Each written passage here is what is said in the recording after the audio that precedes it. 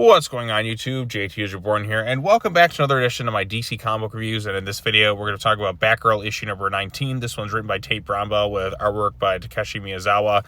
And this is the conclusion to this little story arc right here, which was kind of surprising because it really felt like they kind of dragged on some of the other stuff, only to be kind of like, oh, shoot, we took way too much time for this. Let's hurry up and finish this thing up because we got this new little Gotham event going on with the Bat family and all that too. And this issue takes place before that, and I did enjoy this issue overall. We got to see some interesting stuff within the spirit world.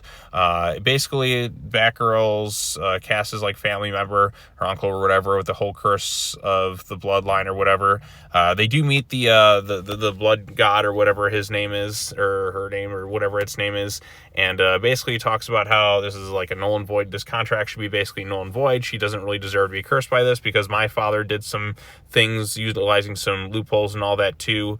And then Cass has to kind of say some things that are like part of her internal core and all that about like, oh, I should have built bridges between this. I should have done this. I've appreciated my family. Blah, blah, blah, blah, blah.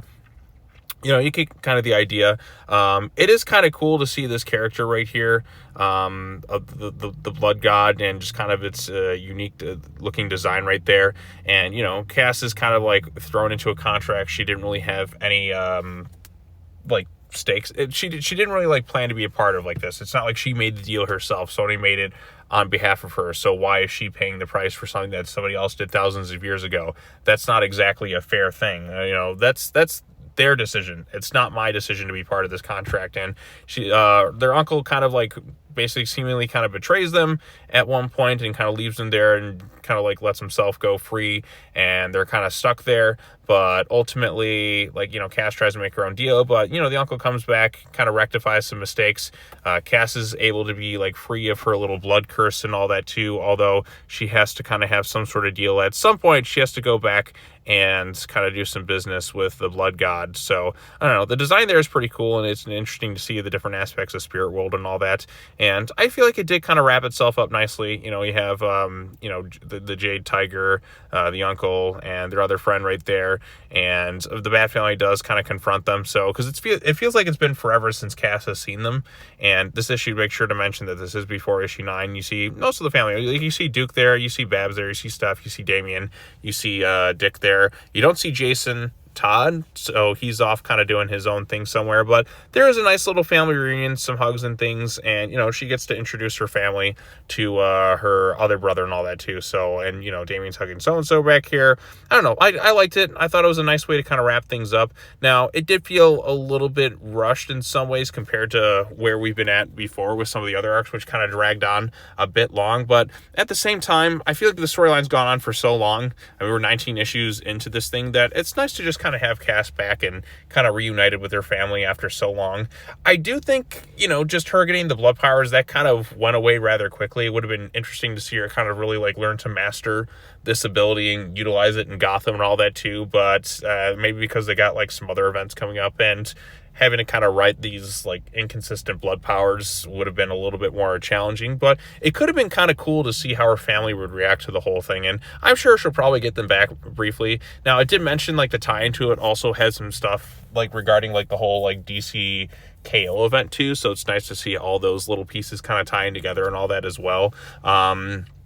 Going from here onward, I'm curious to see what direction the book is going to go in now that we've kind of done the whole martial arts thing, and that's always going to be a factor in given her background and all that too. But what's Cass going to do next? Are we going to do some cases in Gotham City? Are we going to have her family members play a little bit of a larger role? Is she going to tell them about her adventures in that while she's been away, saying, hey, Damien, for example, your Aunt Nissa is back and all that too, and all this stuff. Maybe it's something you want to keep an eye out for.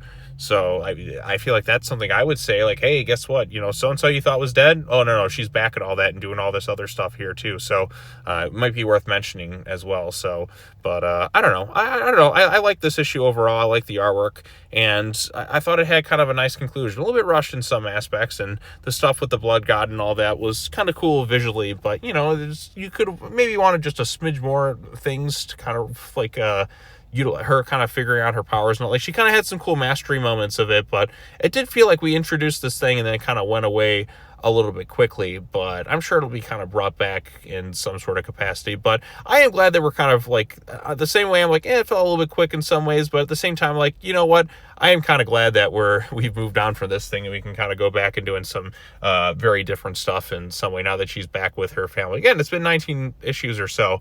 So it's nice to kind of have that little reunion and the moments at the end and all that before everything goes crazy and Batman number 9. I think maybe that's why they had to kind of wrap things up a little bit quickly right here. So, but Cass wasn't in Batman number 9, so I wonder if she might be going off on another adventure of her own. Because you'd think of all the characters to be around during that crazy stuff that just happened in the most recent issue of Batman, Cass would be around to do it. But I guess they'll have an explanation as to why in this thing. So maybe let's have Cass kick the crap out of Vandal Savage. Somebody needs to beat the hell out of Vandal Savage in that book and just get him out of there, because Vandal Savage does not feel like a character that should be a Batman villain, in my humble opinion. So, but all things considered, I did enjoy this thing. But I want to know your thoughts. What did you think of Batgirl issue number 19? Do you like it? What direction you want to see the book go in? All the other fun stuff, let me know in the comment section down below. Be sure to like this video, share it with your friends, subscribe to your channel for more content, hit the bell for notifications, and that's going to wrap it up for my DC comic book reviews. And yeah, it's good to be back making comic book videos again, and I'm excited to see where we go from here. But thanks so much for watching. Peace out, everyone.